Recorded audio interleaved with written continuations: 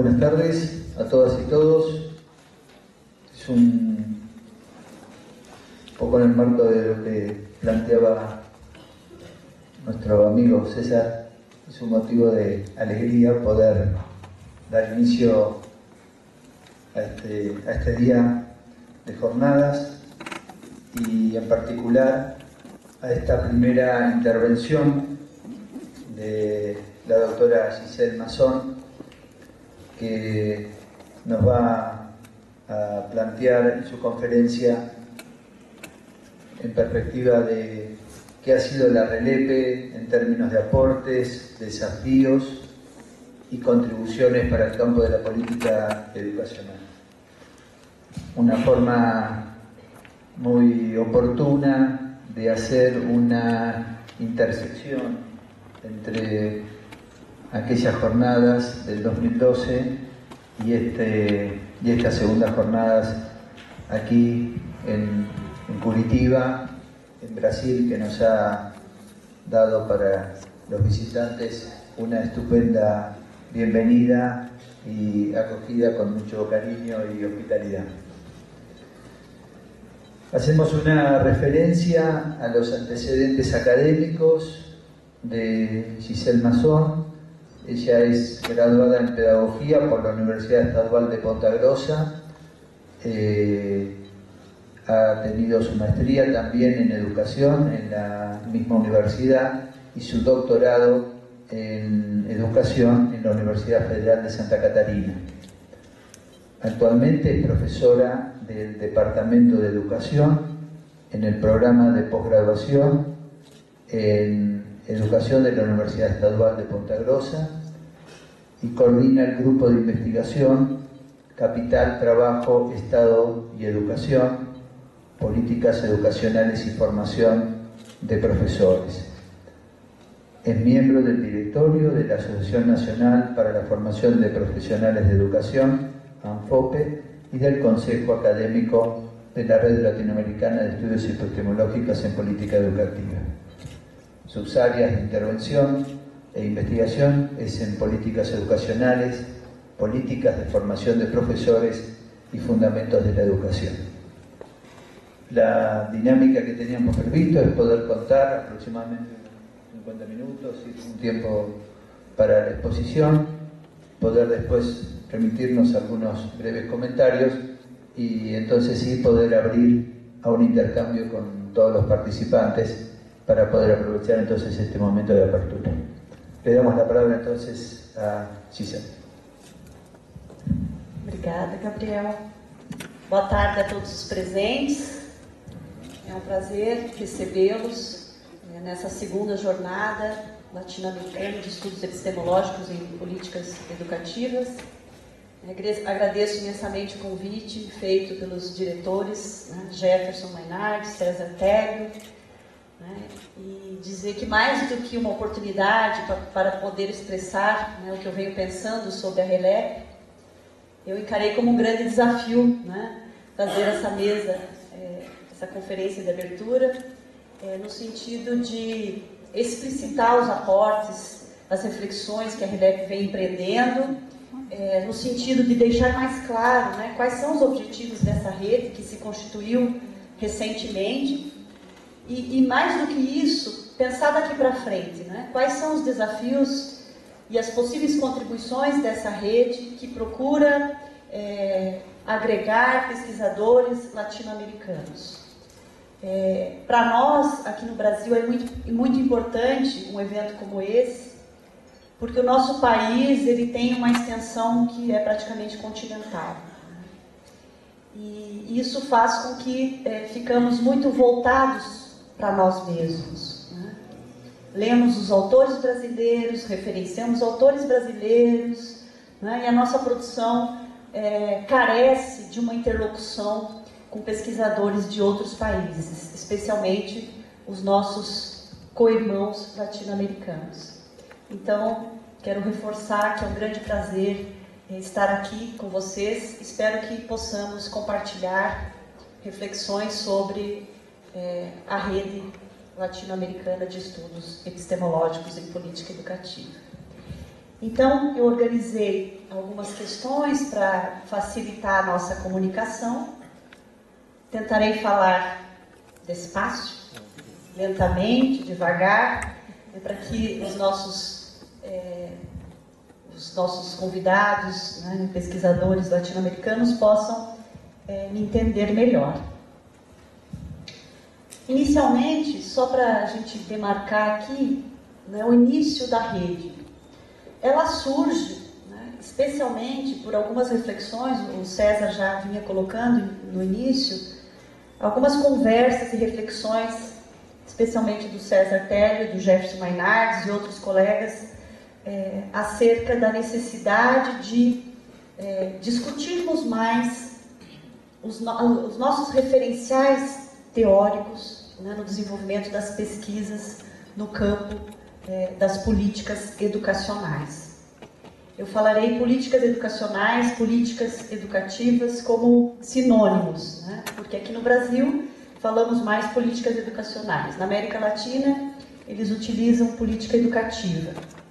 Então, esse primeiro momento, ele se dá ainda em 2010. Né? A gênese desta rede, ela surge muito antes dela se concretizar oficialmente. Né? Justamente porque havia uma demanda, uma necessidade de discutirmos mais sobre os referenciais analíticos que estavam sendo utilizados na América Latina no estudo das políticas educacionais. É verdade que temos uma produção bastante vasta, muito ampla, sobre políticas educacionais. E também eventos e associações que abordam as políticas educacionais.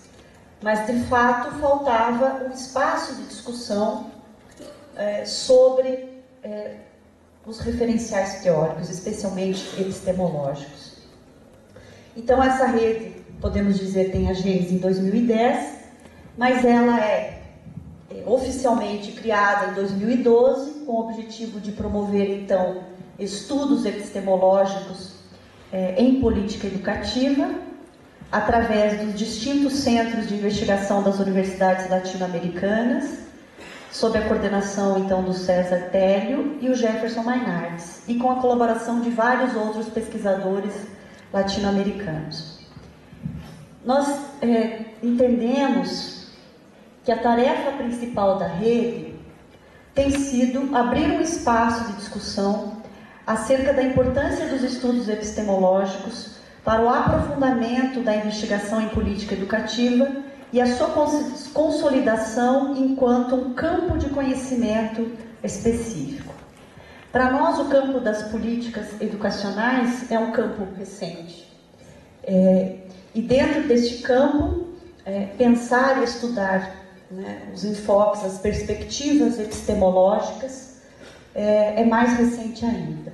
Então, essa rede, ela tem, né, algumas questões norteadoras, alguns objetivos, mas que eles estão ainda em processo de construção. Afinal, sabemos o quanto é difícil aproximarmos pesquisadores de diferentes referenciais analíticos, né? Então, realmente, a criação da rede se constituiu como um grande desafio para todos nós. Ainda, a partir da perspectiva da direção da rede, os estudos epistemológicos são entendidos como análises, investigações ou reflexões sistemáticas de natureza teórica sobre o campo da política educativa. Então, em 2012, fizemos a primeira jornada em Buenos Aires. Então, daí vocês podem perceber o quão recente, né? Nós estamos somente na segunda jornada, pretendemos fazer a cada 2 anos. Mas, fora as jornadas, né, houveram muitos outros encontros e participações dos pesquisadores envolvidos com a rede em outros eventos, né, que discutem políticas educativas. A principal questão que se coloca é garantir, né, pesquisas, estudos com uma qualidade, né, com uma consistência teórica, uma coerência teórica. Mas é claro que todos nós que fazemos parte dessa rede também fazemos pesquisas sobre políticas educacionais, sobre políticas educativas. Então, como alertava o César, não temos a pretensão de fazer reflexões das reflexões apenas, né? A constituição dessa rede é no sentido de que nós mesmos possamos fazer uma autorreflexão sobre as pesquisas que estão sendo realizadas nesse campo investigativo, que são as políticas educacionais, e de qual modo possamos caminhar para que tenhamos a oportunidade de fazer avançar esses estudos, no sentido de garantir uma melhor qualidade na investigação. Então, me parece que essa é a questão central, né, na qual a rede se concentra. Ainda, como já demarquei, né, se o campo das políticas educacionais é um campo relativamente recente, o estudo epistemológico de políticas educativas é mais ainda, né? O que nós temos como exemplo, né, no Reino Unido são estudos denominados de perspectivas filosóficas na pesquisa sobre políticas em geral, né? No entanto, em língua portuguesa e espanhola, há pouca produção científica sobre esse tema, o que evidencia a necessidade de envidarmos esforços para realizarmos estudos com esse foco. É importante dizer que a gente está entendendo epistemologia, num primeiro momento, num sentido muito amplo, como um estudo metódico e reflexivo do conhecimento, da sua organização, de sua formação, de seu desenvolvimento, de seu funcionamento e do seu resultado. Então, estamos aqui tentando diferenciar, né, esses estudos epistemológicos da teoria do conhecimento de um modo geral, né, que aborda qualquer tipo de conhecimento, né? Aqui a gente está mais voltado para a produção do conhecimento científico neste campo investigativo que são as políticas educativas. No entanto, a gente precisa pensar, e isso é a reflexão que eu faço a partir da análise em relação à constituição da rede, que a RELEP tem em vista uma epistemologia específica, ou podemos dizer uma epistemologia interna, porque ela está voltada para a produção do conhecimento de uma unidade específica, com a finalidade de estudá-la de modo próximo, detalhado e técnico, evidenciando sua organização, seu funcionamento e também as suas lacunas. Então, dentro de uma epistemologia mais ampla, né, poderia ser uma epistemologia global, que envolveria qualquer tipo de conhecimento, ou uma epistemologia particular, que poderia estar voltada mais à produção do conhecimento no campo especulativo, ou da produção do conhecimento no campo científico. Aqui é uma reflexão interna das produções que se dão nesse campo específico, que são as investigações sobre políticas educativas. E quais são, então, os referenciais analíticos que estão sendo utilizados nessas pesquisas. Para dar conta disso, né, a RELEP tem se organizado a partir de alguns núcleos de investigação, né? Então, um dos objetivos dessa conferência de abertura é tentar explicitar qual é, de fato, né, o foco da RELEP, o objetivo da RELEP. Isso já evidencia, como o César também colocou, que há muitos trabalhos que são apresentados para a rede, mas que fogem do escopo da rede, porque são trabalhos qualitativamente bons, mas que não se referem a reflexões epistemológicas, né? São produções que apresentam resultados de pesquisas sobre políticas. Então é importante, uma das tarefas nossas como pesquisadores que fazemos parte da RELEP é tentar divulgar, né, entre os pesquisadores latino-americanos quais são os nossos objetivos. E esses sete núcleos de investigação, eles, de algum modo, evidenciam, explicitam, né, as questões nas quais nós nos debruçamos. ou que nos preocupamos mais. Obviamente que esses 7 núcleos poderão ser ampliados ou futuramente suprimidos, um sendo incorporado no outro, né? Isso a gente vai organizando a partir também das nossas reflexões daquilo que vai acontecendo no processo de construção da rede. Então, como um dos núcleos, nós temos ali as problemáticas e limitações do desenvolvimento investigativo em política educativa. Outro núcleo que está focalizado nos enfoques e perspectivas epistemológicas em política educativa. Ainda, metodologias para análise e investigação em políticas educativas. Um outro núcleo importante é a história do campo da política educativa. Ainda, investigação analítica de autores referentes em política educativa. E ainda, produção de conhecimento e tomada de decisões na perspectiva epistemológica. E, por último, epistemologia, política e realidade latino-americana. Dando sequência, as análises no campo investigativo das políticas educativas, que interessam fundamentalmente para a Releve, é a recuperação da estrutura da investigação científica desse campo, ou seja, a reconstituição da lógica da prática investigativa expressa nos relatórios de pesquisa. Ou seja, o que interessa fundamentalmente é analisar as produções existentes sobre políticas educativas. E por isso é uma reflexão que se dá no interior deste campo, né? Por isso que eu destaquei como uma epistemologia interna.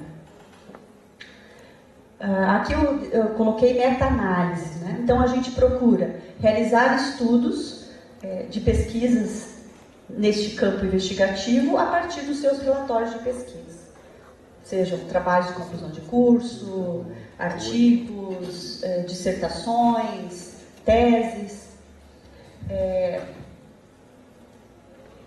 Esses estudos epistemológicos, eles podem ser empregados, então, tanto na análise das pesquisas do campo, de um modo geral, que aí sim seria uma meta-análise, quanto no trabalho do próprio pesquisador, enquanto uma vigilância epistemológica. E aqui usando a expressão que tanto o Bachelard e o Bourdieu utilizam.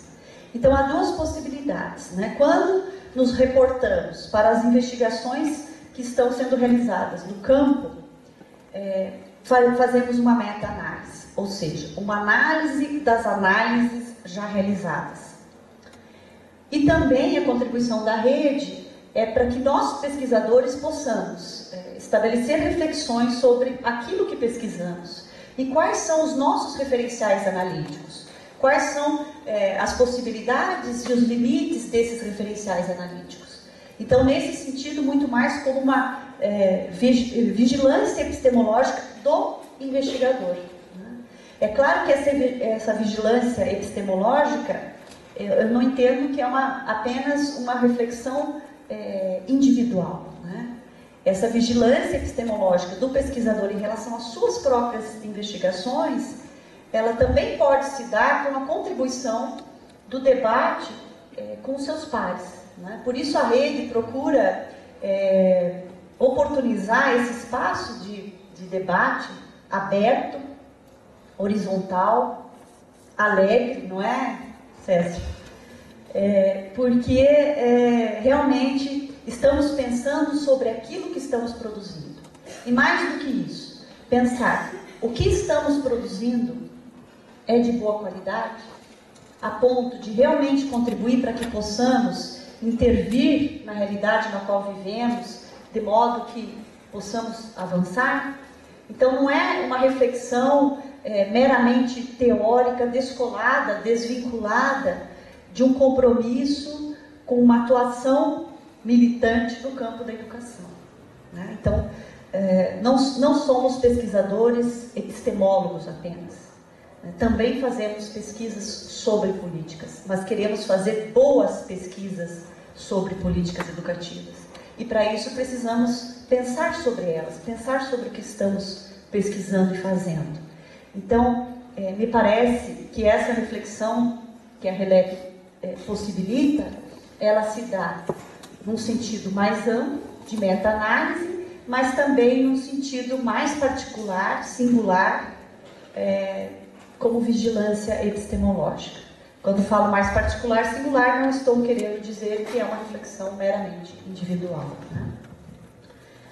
Por isso, né, destaco 2 pontos aí: uma consciência de si enquanto investigador. E para a gente ter consciência de si, a gente precisa conversar com os outros, né? Eu gosto muito de uma frase do Marx, que ele diz que não se julga uma pessoa por aquilo que ela diz que é. Então a gente não julga, né, o resultado de uma pesquisa por aquilo que o pesquisador se coloca como: eu trabalho a partir deste referencial analítico. Mas a produção dele é que vai evidenciar se ele realmente contribui naquele campo investigativo e a partir daquele aporte teórico que ele se autorreferencia. Então a consciência de si como pesquisador, ela se dá, claro, a partir dos nossos estudos individuais, das nossas preocupações, mas ela potencialmente ela pode se dar de forma muito mais interessante na medida em que nós estejamos abertos ao diálogo com outros pesquisadores do campo. E ainda, a partir daquilo que o Bourdieu também coloca, mas essa expressão não é usada só no campo da educação, por isso coloquei genericamente como um sistema de controles cruzados. A palavra controle nos assusta um pouco, né? Que é um sistema de controles cruzados, né? Para que a gente entenda não como um controle que engessa, mas muito mais como um autocontrole do campo, em que os pesquisadores possam estabelecer um sistema de interlocução e de debate sobre as suas produções e que a gente possa gerar um controle para qualificar e dar maior consistência teórica e analítica às pesquisas que estamos fazendo. Então essa é a ideia de sistema de controles cruzados que o Bourdieu também utiliza. Requer, portanto, pesquisadores que tenham uma visão de totalidade das diferentes perspectivas epistemológicas que são empregadas nas pesquisas sobre políticas. Vejam, quando a gente faz uma meta-análise, analisar as produções, as reflexões, as análises de outros pesquisadores, isso requer, obviamente, uma compreensão, uma visão de totalidade das diferentes perspectivas epistemológicas. Então não é uma tarefa muito fácil, né, você realizar uma meta-análise, uma grande pesquisa que procura estabelecer reflexões sobre as produções já existentes, porque isso requer um domínio do referencial epistemológico para além daquele que eu utilizo como investigador, como pesquisador. Quando eu falo pesquisador é porque aqui no Brasil a gente usa a expressão pesquisador, mas na Argentina é investigador. É isso. Mesma coisa. Então, esta rede, ela tem como um dos objetivos também o domínio cada vez maior dos pesquisadores, dos referenciais epistemológicos, não somente daquele que ele utiliza, mas dos diferentes referenciais epistemológicos, de modo que possamos analisar, pensar, refletir quais são os referenciais hegemônicos, predominantes, no campo investigativo das políticas educacionais. Por que esses referenciais são hegemônicos e não outros? Quais os referenciais que predominam? Os que são ressignificados a partir de referenciais clássicos? Enfim. Então, é muito mais difícil você realizar uma pesquisa como uma meta-análise do que você estabelecer uma reflexão sobre o teu referencial epistemológico no desenvolvimento da sua pesquisa, porque isso requer essa compreensão, essa visão de totalidade. Um dos usos sociais da ciência, conforme Bourdieu, é aquele que consiste em colocar a ciência e, mais especificamente, a ciência da ciência a serviço da ciência, do progresso desta. Então, o objetivo da rede é que a gente possa contribuir para o progresso das pesquisas no campo das políticas educacionais. Então, não é para julgar a pesquisa dos outros. Eu acho que isso é muito importante, né? Quando eu me proponho a fazer uma análise das produções já existentes no campo das políticas educacionais, o objetivo não pode ser o de julgar os limites, né, do outro enquanto pesquisador, mas que a gente possa fazer uma reflexão do campo investigativo e fazer este campo progredir e avançar no sentido de torná-lo um campo que possa realmente contribuir para a intervenção no contexto social. E nesse caso, no contexto educacional. No entanto, é necessário um acréscimo de vigilância. Vejam que os desafios não são poucos, né? É necessário um acréscimo de vigilância para evitar que os princípios e preceitos que definem a vigilância epistemológica sejam aplicados de forma automática. Na verdade, nós queremos evitar, né, que essa vigilância epistemológica também engesse as nossas análises, limitem as nossas pesquisas, como uma camisa de força que limite, né, as ações deste investigador. É por isso que o Bourdieu e outros autores ali mencionados falam que é necessário um acréscimo de vigilância, para que também não usemos a vigilância epistemológica como uma forma de limitar a nossa pesquisa, né? Porque sabemos que a criatividade é algo importante no processo investigativo, né? Não inventar algo novo do nada, né? Mas que possamos ousar pensar questões e trilhar caminhos a ponto que nós também sejamos capazes de elaborar teorias e não só realizarmos investigações. Então, isso significa acrescentar uma vigilância ou estabelecer a vigilância da vigilância, né? Porque o objetivo é que os referenciais ou as perspectivas epistemológicas não sirvam para que a gente tente se encaixar de forma muito restrita dentro de um percurso que não pode sair daquele trilho. Não é esse o objetivo, né? A recuperação, então, da lógica essencial da investigação científica no campo das políticas educativas ocorre pela análise dos elementos implícitos e explícitos, os quais se encontram de forma articulada nas produções. Então, vejam, em toda produção científica que a gente consegue ter acesso por meio dos relatórios de pesquisa, artigos científicos, teses, dissertações, há elementos epistemológicos que estão explícitos, mas há uma série de outros que estão implícitos. E que o teórico ou o investigador que pretende realizar uma meta-análise, ele procura, então, captar tanto aquilo que está explícito quanto aquilo que está implícito. E por isso, toda classificação, depois a gente vai chegar um pouco nessa reflexão, toda classificação que a gente faz sobre as produções, né, sobre a análise das produções, ela é de algum modo arbitrária. Por que ela é de algum modo arbitrária? Porque tem, obviamente, a interpretação do investigador que realizou aquela análise. Então, seria muito mais fácil se os referenciais estivessem explícitos, né? Mas me parece que essa não é uma tendência, né, muito presente nos relatórios de pesquisa que temos acesso, de realmente explicitar a perspectiva adotada, né? E também há controvérsias no campo da educação, das pesquisas em educação, se realmente devemos explicitar ou não, né? Isso também não é consensual.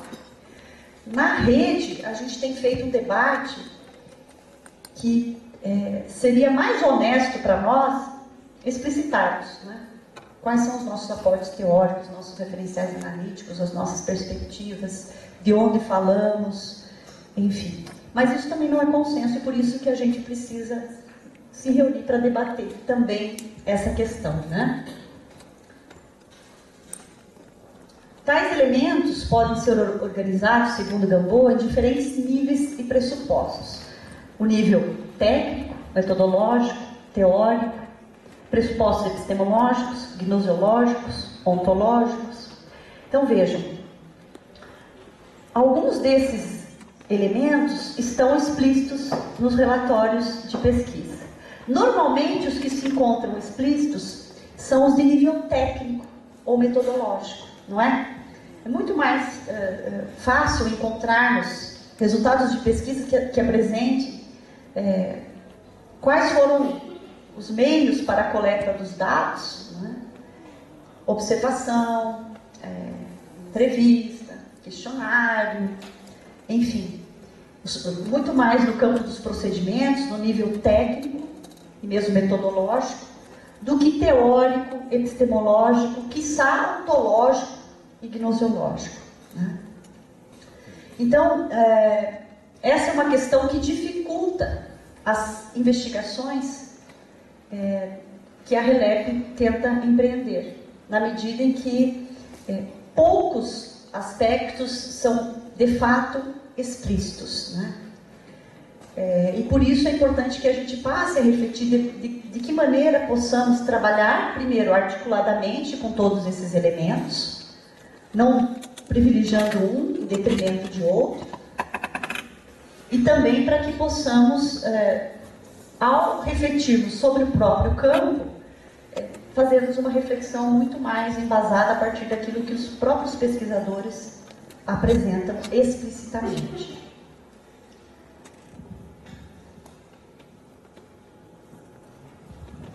É importante dizer que isso me parece uma tendência, não só no Brasil, né?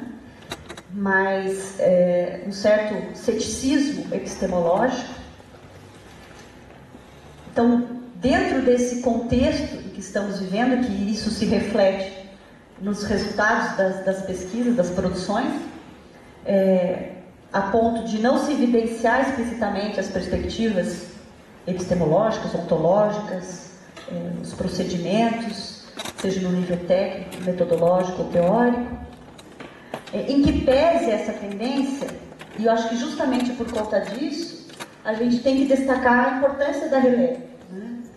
Que na contramão disso, a RELEP busca destacar a importância dos estudos epistemológicos e da consciência do investigador em relação a eles, no desenvolvimento de suas investigações para promover uma maior consistência e coerência na análise. Então, os pesquisadores envolvidos na rede, muitos deles estão nos cursos de pós-graduação em educação, né? E isso é de extrema relevância porque, muitas vezes, essa tendência de não explicitar os referenciais analíticos, ela se dá também porque a formação desse investigador não priorizou, não valorizou isso no seu processo formativo, né? Então, essas discussões, né, elas não se dão estritamente no contexto da rede. A gente tem procurado, né, promover esse debate também nas instituições nas quais estamos desenvolvendo o nosso trabalho.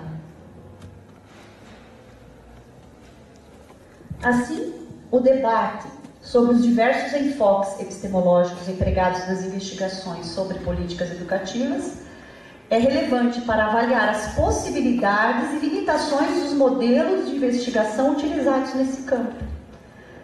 Quais são as possibilidades dos referenciais analíticos e também quais são os seus limites? E por isso é fundamental o debate entre os pesquisadores, né? Porque essas limitações e essas possibilidades, elas serão melhor apreendidas na medida em que a gente possa ter a oportunidade de discutir com outros colegas que investigam questões do mesmo campo. Eu trago como exemplo aqui uma produção desencadeada por essas reflexões do Jefferson. Depois eu volto, quero falar primeiro dessa. Do Jefferson e do Télio, que analisaram artigos publicados em revistas latino-americanas, essas revistas nesse período de 93 a 2001, com o objetivo de caracterizar e descrever as perspectivas epistemológicas empregadas nas investigações em política educativa. A partir desses estudos, eles destacam que os debates estão fundamentados na América Latina, fundamentalmente em torno do neomarxismo, com a categoria Agenda Globalmente Estruturada para a Educação, desenvolvida por Roger Dale, do pluralismo epistemológico e do perspectivismo, a partir da cartografia social de Roland Paulston, e do pós-estruturalismo com o ciclo de políticas de Stephen Ball. Como eu adiantei a vocês, toda a classificação é de algum modo arbitrária, né? Claro que há uma dificuldade em chegar a uma conclusão como essa, porque muitos referenciais não estão explícitos, né? Então tem aí sempre uma interpretação também dos investigadores. Mas para chegar a essas questões, né, eles partem de perspectivas já existentes, né? Então, quando se fala em neomarxismo, isso em algum momento causa um certo estranhamento. Bom, se é um neomarxismo, então não é mais marxismo, é outra coisa, né? Mas que isso na literatura internacional, essa denominação é utilizada, né?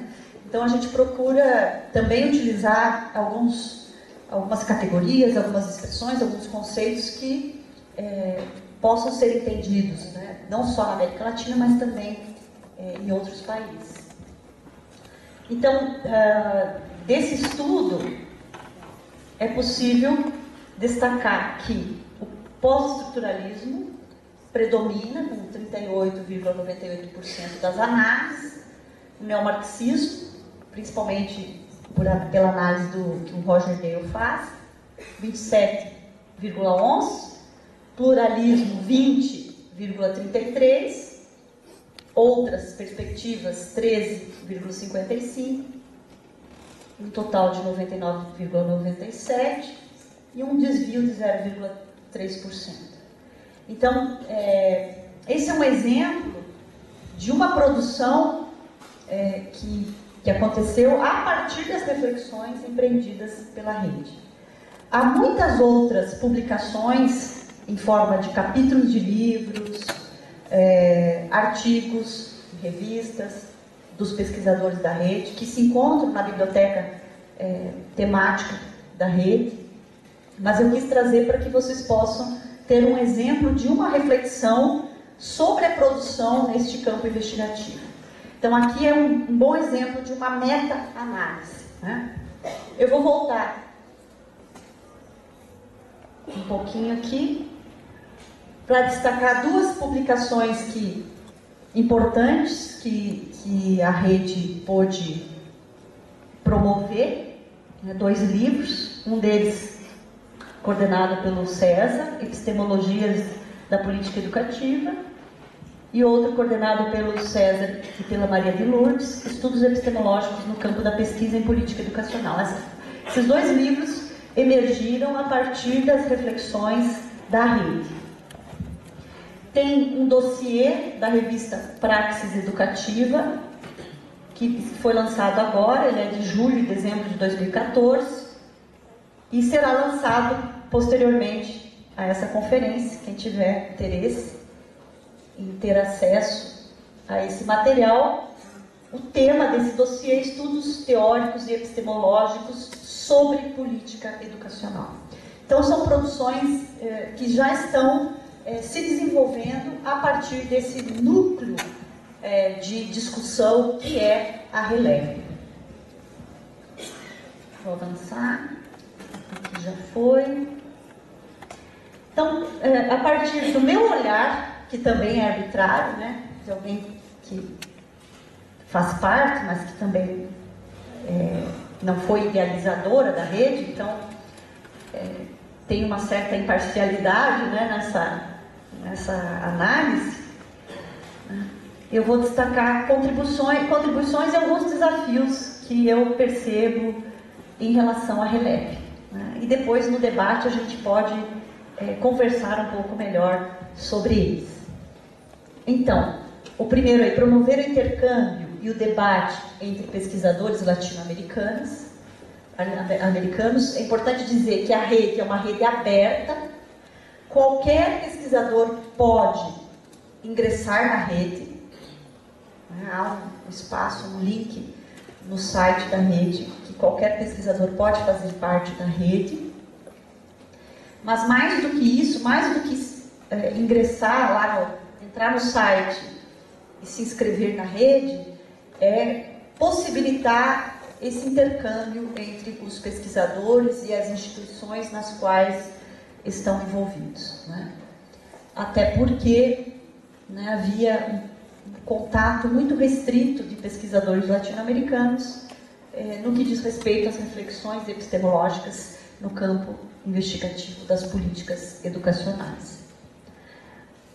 Possibilitar a autorreflexão do campo para que ele seja fortalecido no sentido de qualificar as investigações realizadas. Esse me parece um dos aspectos mais importantes que a rede vem envidando esforços para tentar contribuir. Ainda, buscar uma ampliação cada vez maior do número de pesquisadores envolvidos com diferentes aportes teóricos. Então, para nós é muito importante que existam pesquisadores com diferentes referenciais ou perspectivas teóricas, epistemológicas, ontológicas, para que esse debate realmente possa ser mais rico. Ainda, como desafios, contribuições menos, mais desafios do que contribuições, né? É importante que outros também, na nossa discussão aqui, a gente pode pensar, né, como que as pessoas têm percebido as contribuições da rede. Desafios. Superar a endogenia de muitas investigações realizadas no campo das políticas educativas. E eu inicialmente já falava do caso do Brasil, a gente sente muito essa endogenia no sentido de trabalhar com autores referentes ou colegas desse campo investigativo sem uma interlocução maior, principalmente da América Latina, né? Por vezes, nos reportamos mais a autores europeus, norte-americanos, e essa é uma autoavaliação também, no sentido de que precisamos nos reportar mais aos investigadores latino-americanos. Até porque a nossa realidade, ela se aproxima muito mais, né? Problematizar o fato de que muitos autores do campo abordam de forma muito específica o objeto de pesquisa, sem explicitar o referencial teórico adotado. Então, uma das questões que a gente observa é uma investigação muito focada no objeto, na sua dimensão mais singular.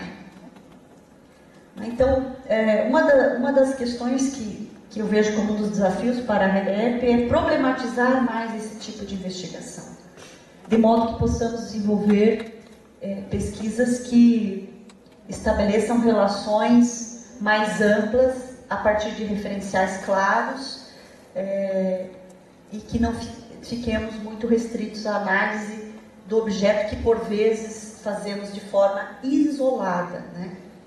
No sentido de isolar o objeto. E acabamos tendo uma análise muito limitada, né? Para não dizer pouco qualificada. Ampliar o debate sobre a falta de consistência teórica, até pensando nessa tendência relativista, muitas vezes, subjetivista, ceticista, né, que a gente tem observado na academia de um modo geral. Eu percebo como um desafio muito grande da RELEP fazer esse debate, né? Forjar esse debate em relação a consistência teórica das produções científicas no campo das políticas educativas.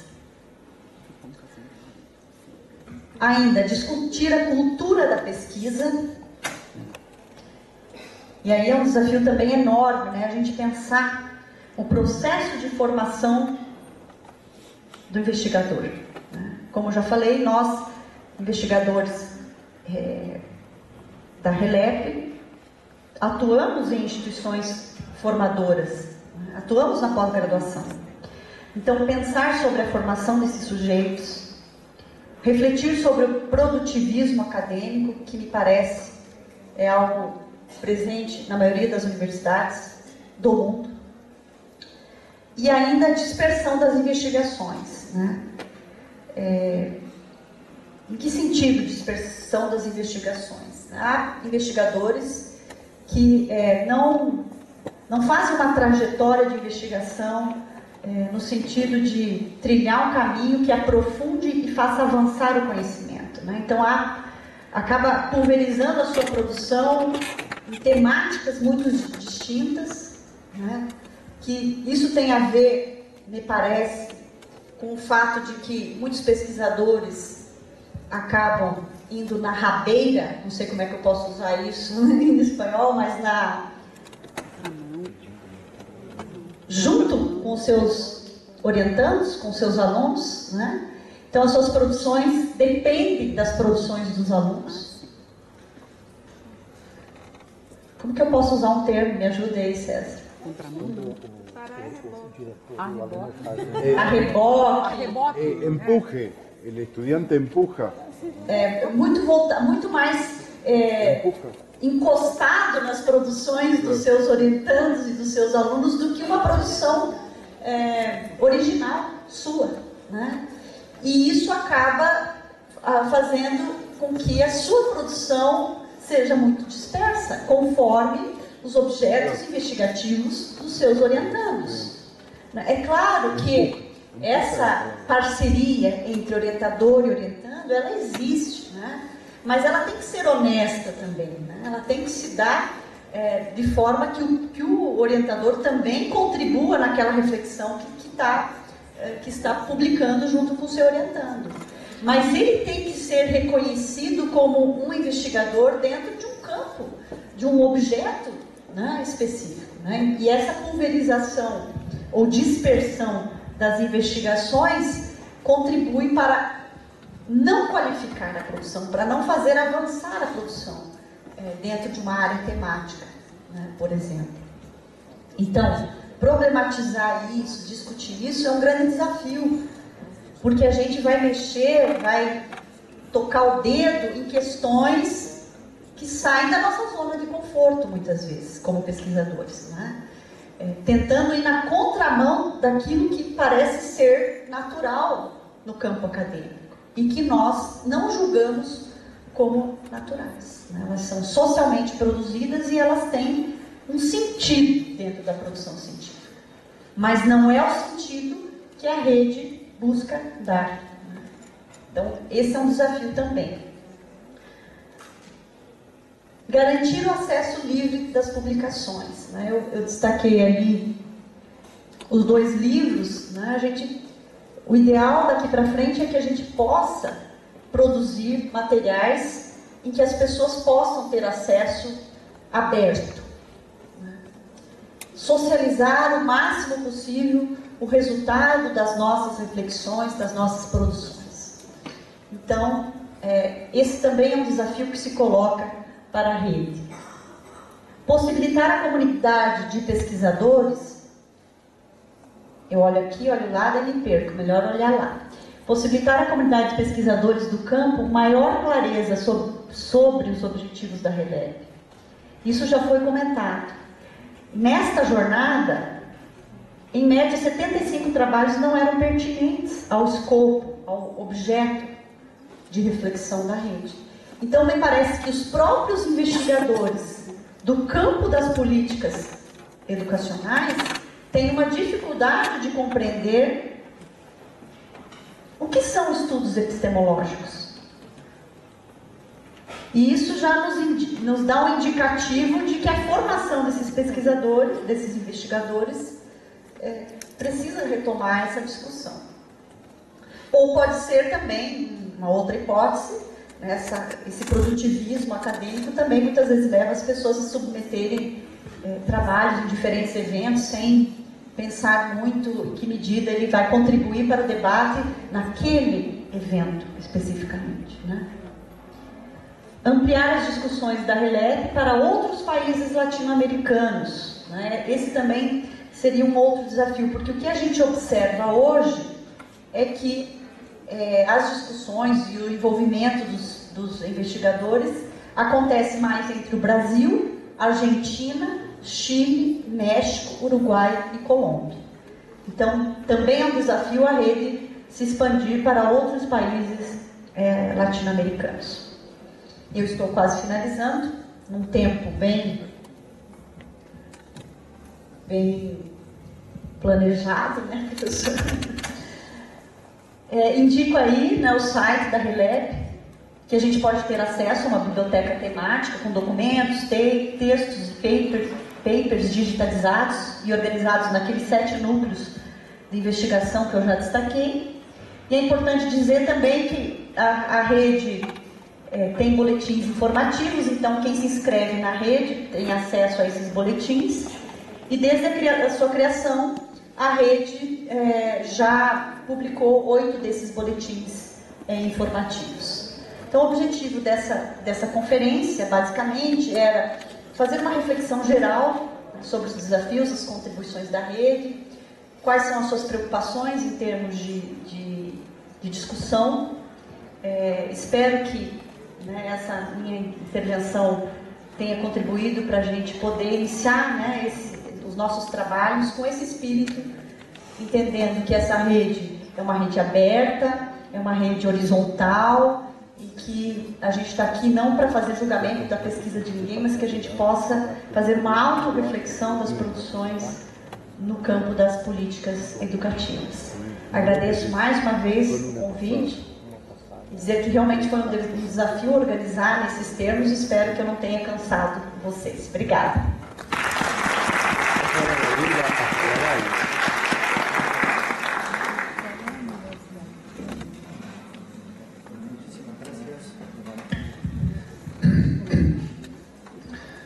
Muchísimas gracias, Isel. Realmente me parece que nos ha ofrecido toda una posibilidad de un programa de acción y creo que, bueno, que no vamos a agotar de ninguna manera algunos aportes y en todo caso vamos a releer su texto y abrirnos ahí algunas nuevas reflexiones.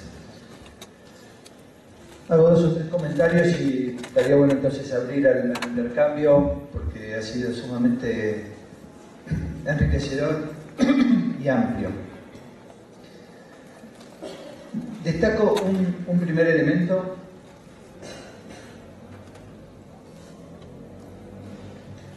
que ha aparecido como un poquito más reiterado entre varios. Esto de los referenciales analíticos, ¿no? o los referenciales teóricos en el campo de la investigación, de los estudios epistemológicos en políticas educativas. En esto que ella menciona, hablando de posicionamientos hegemónicos y predominantes, y nos preguntaba, ¿y por qué no otros?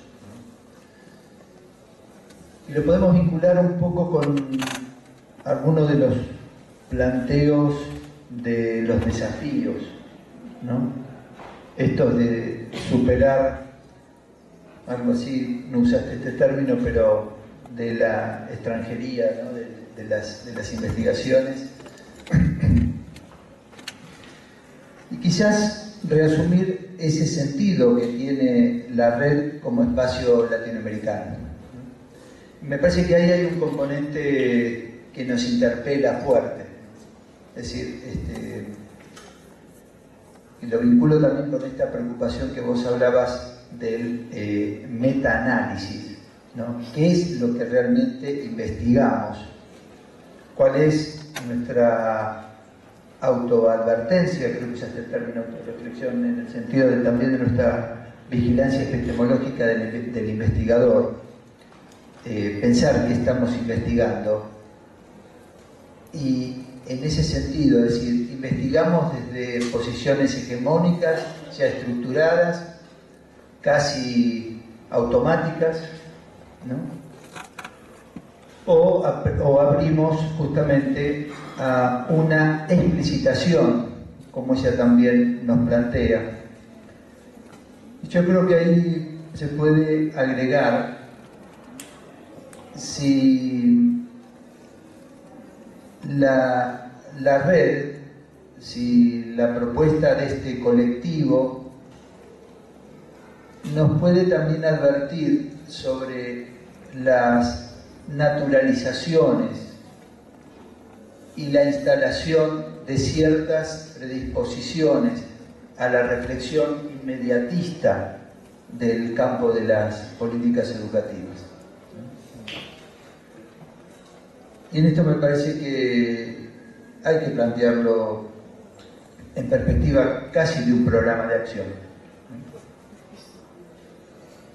Quizás en esto podríamos revisar también si lo que subyace en la propuesta de Giselle no apunta también a revisar las intencionalidades pedagógicas de la estructura de la red en términos de cómo se constituyen los perfiles de los investigadores y de los productores. Esto que ella mencionaba de el componente de los aportes del campo extranjero, sin necesidad obviamente de desconocerlo, nos implica también ganar en consistencia respecto al debate dentro de los espacios de los investigadores en América Latina. Me parece que un punto interesante también es este de que, si bien en otros ámbitos se denominan perspectivas filosóficas, quizás sea hora de seguir insistiendo en las posiciones que permitan explicitar y develar la construcción del origen y las direccionalidades que las políticas educativas hoy se dan. Y no se dan justamente para un trabajo meramente academicista, sino se dan, utilizando el término si se dan también en términos de una militancia por el compromiso social.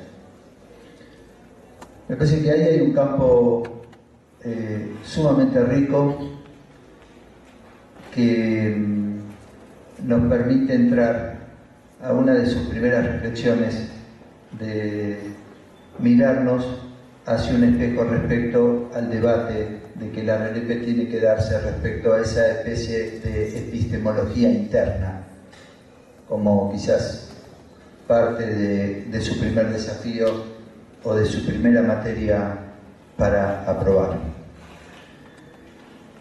Me parece que también ha sido interesante los focos o los núcleos de investigación, porque esto se vincula estrechamente con los perfiles de producción, no solamente de los investigadores, sino también del campo de la formación académica en muchísimas cátedras vinculadas con políticas educativas que pueden ser ámbitos de iniciación a profundización de estas temáticas. Me parece que también, y cierro con esto como para ir abriendo algún intercambio y ir agregando obviamente, que en este ejercicio de lo que está más implícito o explícito, en esta estupenda reflexión subyace también el modelo de universidad que nos está convocando desde este espacio muy puntual de la RLP en términos del debate en el contexto de América Latina.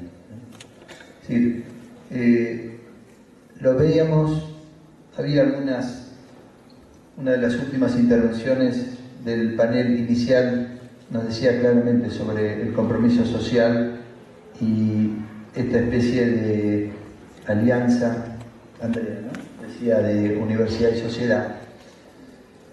Y me parece que las preocupaciones que nos interesan desde el espacio de la RLP no están justamente desvinculadas del debate de fondo de universidad y sociedad, sino que están estrechamente vinculadas no solamente por lo que uno podría considerar en términos de políticas educativas, sino porque estamos tratándonos de interrogar sobre las inercias y las naturalizaciones que dieron origen a determinadas interpretaciones de la vida política y de la vida pública en educación, en particular desde el espacio universitario.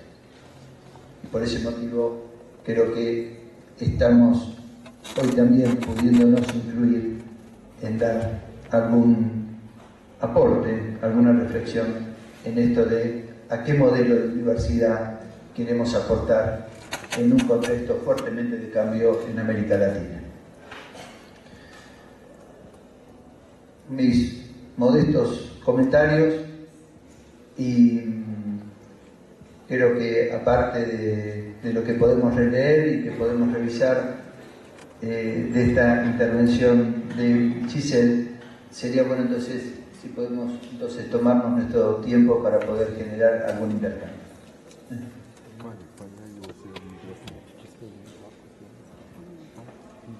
Establezcamos una mecánica de preguntas o de aportes.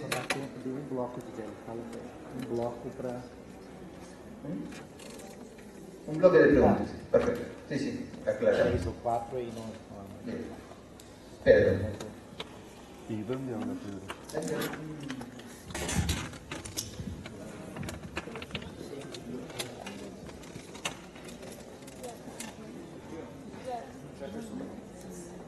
Acá no tenés Pedro, Hugo. Eu quero um pedestal em cima. Será que eu consigo? Um Aqui, ó, pedestal. pedestal. De microfones, vamos subir na mesa. Ahora se escucha.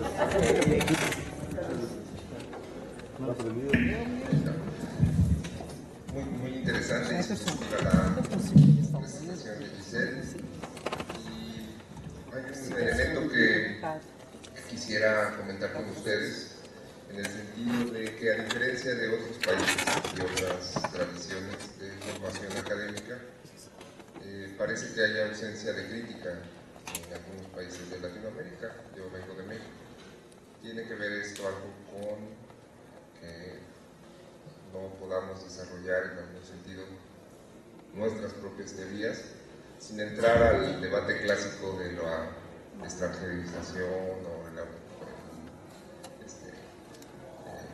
como le llaman, occidentocentrismo, todo este tipo de cosas, ¿no? Si es un elemento que creen que falta para el desarrollo de teoría política educativa.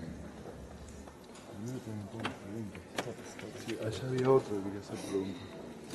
Díganle que pase a todos.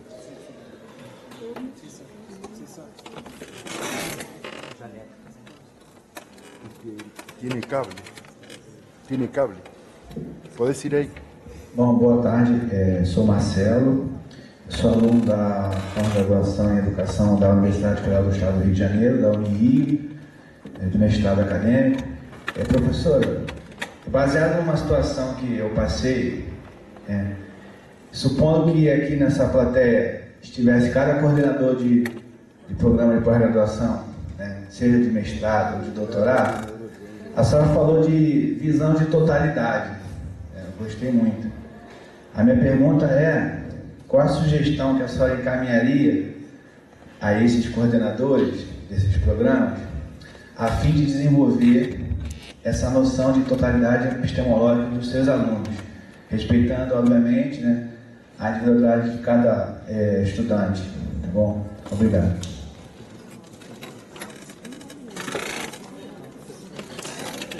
¿Vos querías hacer preguntas? Dale, pasá.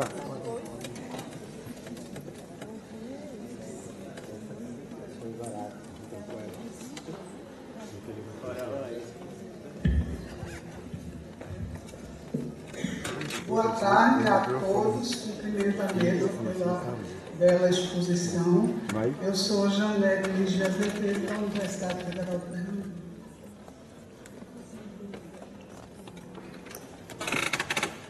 O avançado da idade não permite ler mais sem óculos. Esse não é sua idade, não. Bem, eu sou nova na rede, bem fresquinha. Estou estreando nesse exato momento, se não considerarmos a inscrição feita online. Em primeiro lugar, eu gostaria de perguntar: será que nós já temos perspectivas teóricas latino-americanas? Será que a gente tem já um pensamento que permita extrair teorias que possam organizar os nossos trabalhos?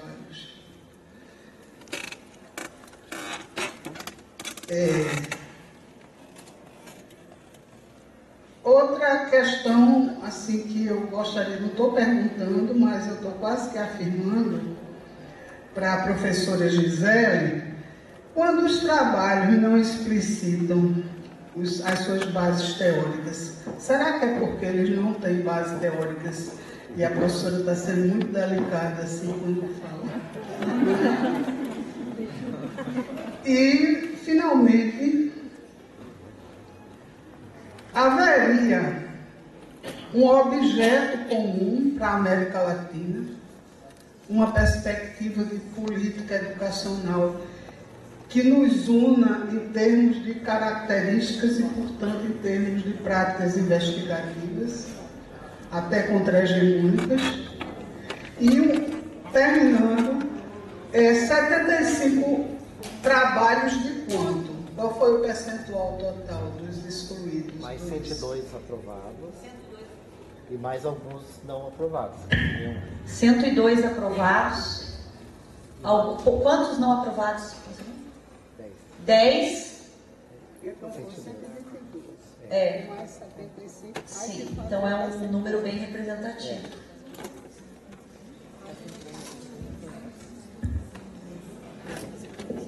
Buenas tardes.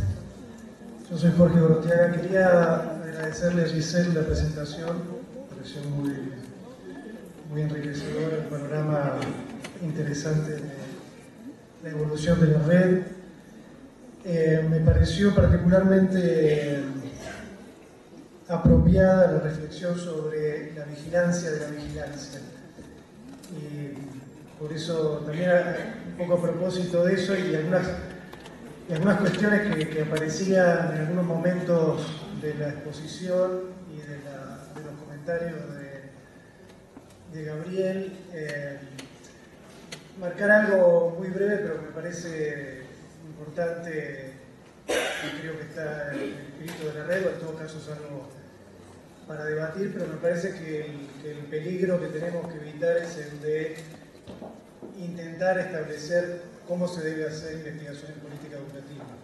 No digo que esto sea algo, no sé si es algo que está en la intención de alguien, pero a veces puede ser una tentación desde un espacio como este, pretender ubicarnos en el rol de decir cuál es la manera correcta de hacer investigación educativa. Por eso me pareció muy apropiado lo que Giselle traía de la vigilancia de la vigilancia. Gisele, agora vocês teriam.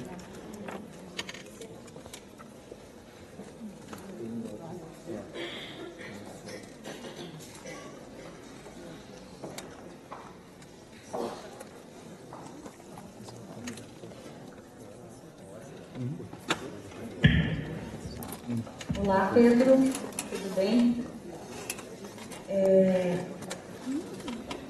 Me parece que esse diagnóstico é real e a gente compartilha. não só nos países latino-americanos, mas me parece que a ausência de crítica é algo que está muito presente na academia. Ainda na nossa área, né, na área de humanas, especialmente educação, a gente vê ainda que o debate crítico ele é mais presente, né? Mas há muitas outras áreas que se elaboram propostas de pesquisa, projetos de investigação que tenham mais condições de serem aprovados pelas agências de fomento, né? Então,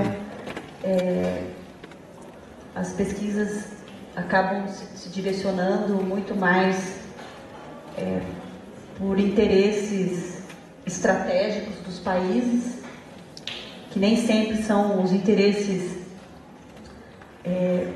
prioritários do ponto de vista humano, social, educacional, né? Você mencionou o etnocentrismo, compreendi bem? Então, me parece que esse é uma questão também muito presente, que a gente compartilha, e que a rede teria que contribuir num esforço de romper com essa perspectiva, não é? Mas que a gente também não se volte sobre si mesmo, né? É uma rede latino-americana, mas que está no mundo, né? E recebe influências e também tem condições de influenciar esse debate para além da realidade latino-americana. Então, o objetivo da rede não é fechar-se, né, como uma proteção, mas é se fortalecer para tentar qualificar a reflexão, o estudo, a análise para um enfrentamento mais adequado das problemáticas que são específicas da América Latina, né? Eu vou deixar a questão é mais uma interlocução, né? Depois a gente pode debater mais sobre isso em função do tempo. Eu vou deixar a questão do Marcelo para o final. Eu vou fazer um gancho, uma relação com o que a professora Janete, né, trouxe, várias questões. Como estou falando da América Latina, ela faz uma pergunta pertinente, importante. Será que já temos perspectivas epistemológicas latino-americanas? Me parece que não. Me parece que usamos aportes teóricos, referenciais analíticos, né, que não emergiram da América Latina especificamente, né? E um esforço da rede talvez seria tentarmos desenvolver estudos e perspectivas investigativas que sejam originais, talvez, né, a partir das nossas problemáticas. A outra questão, né, é uma provocação para a gente pensar. Se o investigador não explicita o referencial, então isso quer dizer que ele não tem base teórica? Pode ter, né? Normalmente tem, mesmo que ele não tenha consciência disso, né? É comum a gente perceber, quando conversamos com alguns investigadores, que eles não se definem claramente a partir de qual referencial analítico, ou pelo menos quais, né, que se aproximam, né? Mas isso não quer dizer que ele não tenha uma base teórica, porque ele vai operar com autores, com teorias, com análises, que mesmo que ele não tenha consciência disso, ele vai certamente se fundamentar numa determinada base teórica, né? Então, ele pode não explicitar, mas talvez isso não seria o mais importante. O mais importante é que ele tenha consciência do seu referencial analítico e da sua base teórica, né? Porque nenhuma investigação é neutra, né? Ela sempre parte de algo que já existe, de uma produção, de um referencial analítico e, portanto, isso pressupõe apresentar uma base teórica, que pode ser relativista, pode ser recair, né, nesse caminho, mas que aí já é uma vertente, já é uma perspectiva, não é? Em relação ao objeto das investigações latino-americanas, um objeto que seja comum, né, no campo das políticas investigativas, me parece que também se constitui como mais um desafio da rede empreender debates sobre a realidade latino-americana. E mesmo dentro desse contexto latino-americano nós vamos ter muitas diversidades, né? Mas também coisas comuns. Pensar, né, como desenvolvermos investigações em parceria com pesquisadores latino-americanos, com problemáticas comuns nos seus países, né, e as dificuldades de se superá-las, né, numa realidade ou em outra. Me parece ser um aspecto bastante interessante, né, como um desafio investigativo para nós. Há uma outra produção, né, que está sendo realizada pelos investigadores da rede, que é fazer um debate sobre o objeto de estudo das políticas educativas. Eu acho que a partir dessa produção a gente pode aí avançar e pensar em pesquisas comuns, não é? Bom, a relação da vigilância e militância que o Jorge coloca, né? Todo investigador ele é engajado com uma coisa ou outra, mesmo que ele não se posicione, ele está se engajando em reforçar determinadas questões, seja no meio acadêmico ou social do qual ele faz parte. Então, por mais que cada um de nós desenvolva pesquisas, mesmo que não sejam pesquisas em parceria com outros investigadores, nós não somos sujeitos individuais, nós somos sociais, porque vivemos em sociedade. Então, a nossa produção, por mais individualizada que seja, ela vai ter, né, um impacto, uma influência no contexto mais amplo, né? Mas, de meu ponto de vista, não há militância que contribua para a transformação de qualquer realidade, seja educacional ou que a educação seja uma mediação para a transformação social mais radical.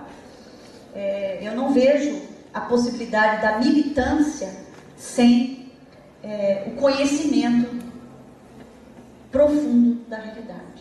Então, quanto mais sérios possamos ser enquanto investigadores, certamente teremos mais elementos de intervenção na realidade educacional e social. Então, a militância ela não pode ser apenas panfletária, facebookiana, não é? Que a gente está na onda do Facebook, né? Do curtir e compartilhar.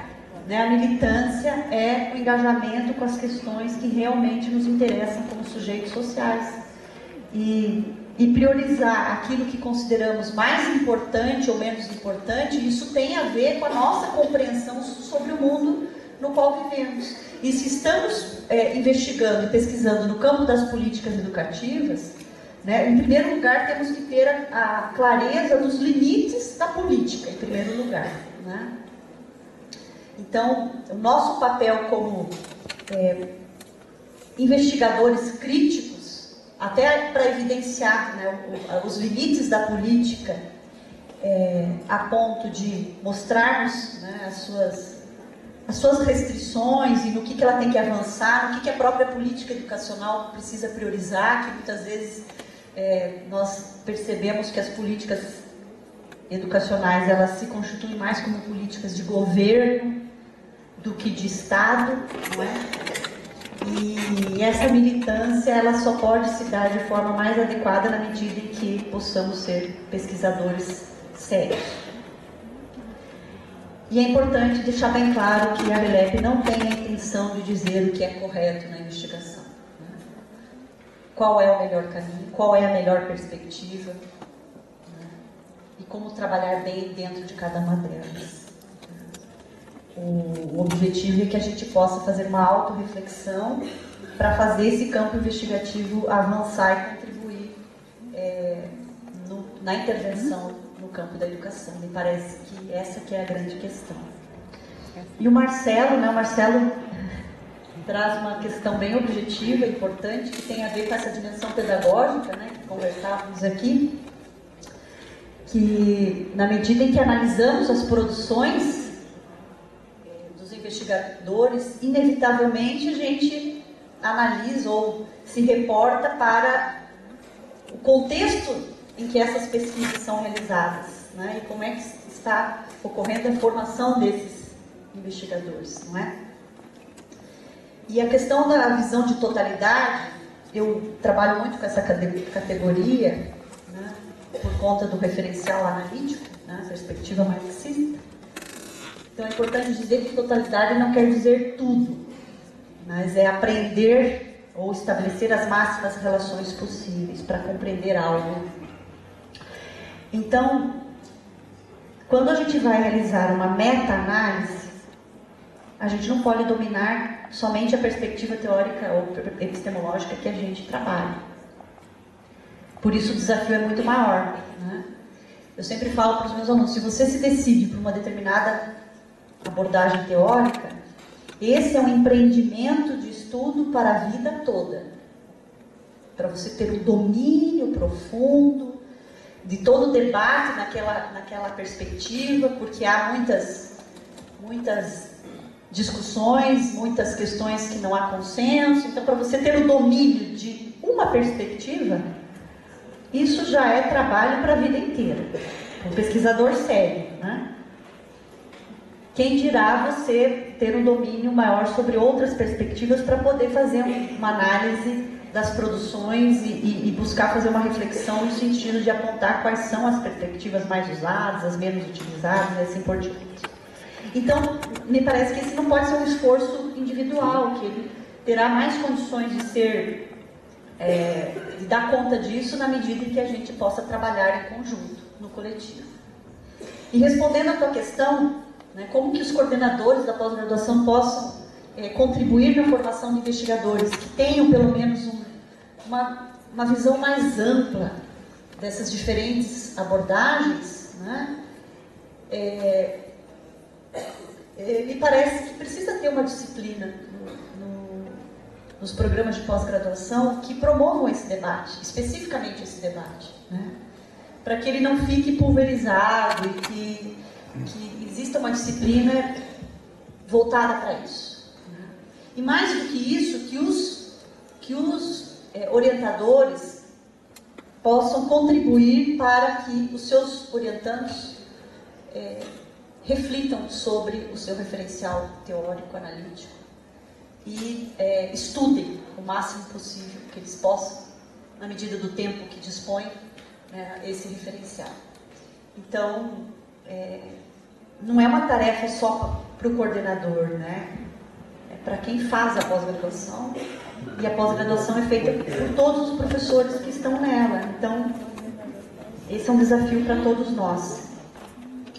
É importante dizer que, quando falamos em perspectivas epistemológicas, mas isso não está, é importante dizer que não está dissociado de um debate metodológico, de um debate técnico, de um debate ontológico, porque eu tenho grandes dificuldades de discutir epistemologia desvinculada da ontologia, né?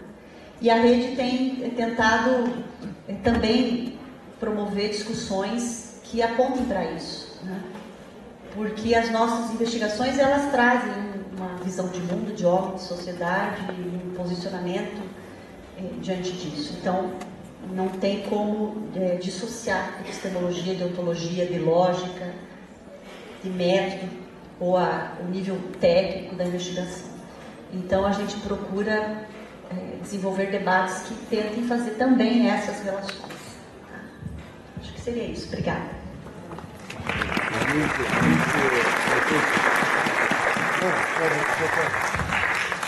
Sí, estamos así cerrados y Jefferson, si tienes palabra, agradecerle. Entonces, nuevamente, y nada más, quedarnos con una expresión que utilizaste entre paréntesis, estamos frente a la experiencia de una red abierta, ¿no?